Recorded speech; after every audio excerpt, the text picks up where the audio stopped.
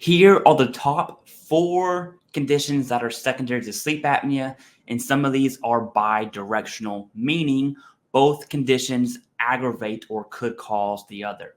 If you get value from this channel, hit like, subscribe, do all the things. Let us know below if you have any sleep apnea questions, and feel free to ask away. Hands down, the most common secondary to sleep apnea is going to be hypertension. Sleep apnea is not only known to cause hypertension, but aggravate a pre-existing hypertension condition. And yes, that can be service connected. Now, hypertension kind of sucks in more than one way. First, hypertension is largely rated at 0%. So in general, it doesn't do anything for you, with the exception that if you die from a heart condition where hypertension was a contributable factor, then all of a sudden your survivors are eligible for DIC benefits. And this happens more often than not, especially for Vietnam era veterans. Side note, hypertension also has 3 quasi-presumptive conditions, and those are hardening of the kidney, a heart attack, and stroke. So if you have hypertension and you have a diagnosis of any of those, submit the claim. Super easy, presumptive, quasi-secondary.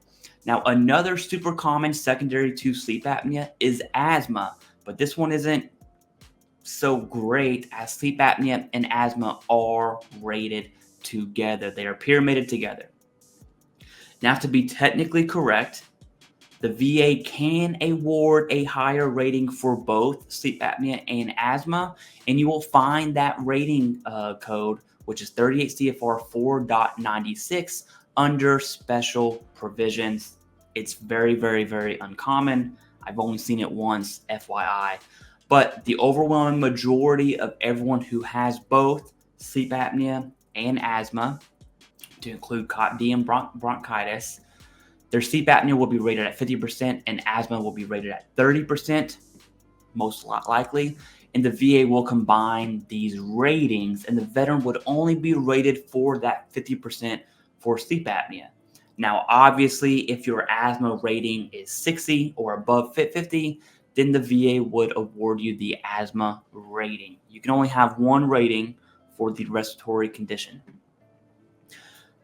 with the exception of other respiratory conditions like sinusitis and rhinitis. Though these are absolutely solid secondaries to sleep apnea. Now, although sleep apnea, sinusitis, and rhinitis are all respiratory conditions, they are not roped together and are rated separately. In fact, you can receive a rating for sleep apnea, another rating for sinusitis, and another rating for rhinitis. So 3 respiratory condition ratings there. Although these conditions are largely rated at 10 and 30%, sinusitis can be rated at 50% for the high end, which is an absolute solid rating. It sucks that you have sinusitis that is that severe, but at least you get a pretty decent rating out of that sinusitis. Now, below in the pinned comment, I'm going to have these conditions and how they are rated. So if any of these conditions apply to you, be sure to check those out and understand how the VA rates each condition. And I know someone's going to ask, if I have sleep apnea secondary to PTSD, can I claim a secondary to sleep apnea? The answer is yes. You can claim 100 secondaries, all secondary to each other. That's not the issue. The issue is the nexus. So we have the big 3, which is the in-service event, the current diagnosis, and the nexus. That is for conditions that are linked directly to military service. For secondaries, the nexus is not connecting, right? So sinusitis secondary to sleep apnea, the nexus would not connect sinusitis to service. The nexus would be specifically linking sinusitis to sleep apnea. So the nexus criteria changes. The in-service event is no longer needed. Your primary disability, in this case sleep apnea, is going to take that in-service event slot. You still need the current diagnosis, but the nexus is medical in nature, linking that current diagnosis to the claimed condition. That is how a secondary claim changes the big 3 criteria.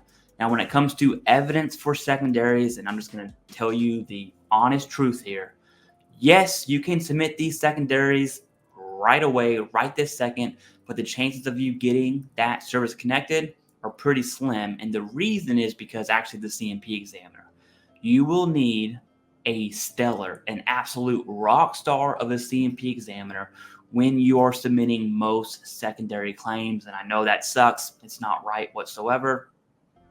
So this is why I always recommend veterans get evidence for every single claim, especially secondaries, but this applies to any and all claims. Go speak with your primary care, go speak with your referred care, and just be transparent, right? Something like, hey doc, I have hypertension and I know I have sleep apnea service connected. Is there any way you would be willing to complete a DBQ for my hypertension? Or could you at least make a note in my medical file that I have hypertension and it could be linked to my sleep apnea? Just be transparent with them. Have that conversation with your primary or your referred care. Don't be combative. Against popular belief, VHA side of the house does do good work. Not saying always, okay? But they absolutely do good work. And most veterans are satisfied, at least those that I've talked to through the channel. Most veterans are satisfied with their healthcare at the VA. Now that's VA.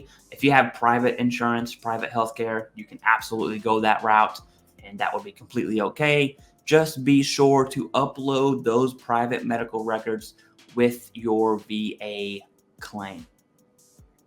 I recommend uploading the relevant evidence only, not necessarily giving the VA access to all of your private records, just the ones that are relevant for your claim, and you can upload that yourself through Quick Submit. It's super easy. If you can upload a photo to Facebook, you can upload things through Quick Submit. Extremely easy. I'll leave that link below in the pinned comment. It's a step-by-step tutorial on how to upload evidence. The main thing I want to preach on evidence is the diagnosis. No diagnosis, no claim. And that really shines in secondary claims. You have got to be diagnosed prior to submitting that secondary claim. And I want you to remember that. No diagnosis, no claim.